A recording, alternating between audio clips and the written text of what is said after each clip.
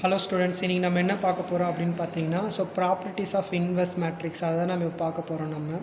எப்போ ஒரு மேட்ரிக்ஸ்க்கு இன்வெர்ஸ் எடுக்கலாம், எப்போ இன்வெர்ஸ் கிடைக்கும் அப்படின்னு பார்த்தீங்கன்னா, அந்த ஸ்கொயர் மேட்ரிக்ஸ் வந்து நான் சிங்குலர் மேட்ரிக்ஸாக இருக்கணும். அப்போ தான் உங்களுக்கு வந்து ஏ இன்வெர்ஸ் கிடைக்கும்.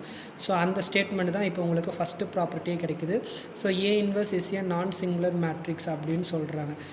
எப்போ சார் நான் சிங்குலர் மேட்ரிக்ஸ் அப்படின்னா, இந்த determinant A is not equal to 0 அப்படின்னா டிட்டர்மினன்ட் வேல்யூ அந்த மேட்ரிக்ஸ்க்கு 0 இல்லை, வேறு ஏதாவது நம்பர் வந்துச்சுன்னா அந்த மேட்ரிக்ஸ் வந்து நான் சிங்குலர் மேட்ரிக்ஸ் அப்படின்னு நம்ம சொல்லுவோம் நம்ம. ப்ராப்பர்ட்டி 2, ஏ இன்வெர்ஸ் அதுக்கு ஒரு இன்வெர்ஸ் எடுத்திங்க அப்படின்னா நம்மளுக்கு வந்து ஏ மேட்ரிக்ஸ் நம்மளுக்கு கிடைக்கும் நம்மளுக்கு.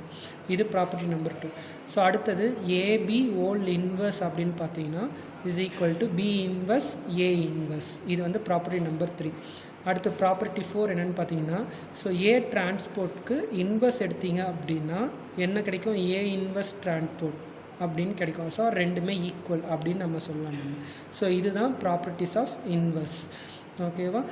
இந்த வீடியோ உங்களுக்கு பிடிச்சிருந்துச்சி அப்படின்னா லைக் பண்ணுங்கள், ஷேர் பண்ணுங்கள், கமெண்ட் பண்ணுங்கள், மறக்காமல் சப்ஸ்கிரைப் பண்ணுங்கள், என்னை சப்போர்ட் பண்ணுங்கள் மேலும்.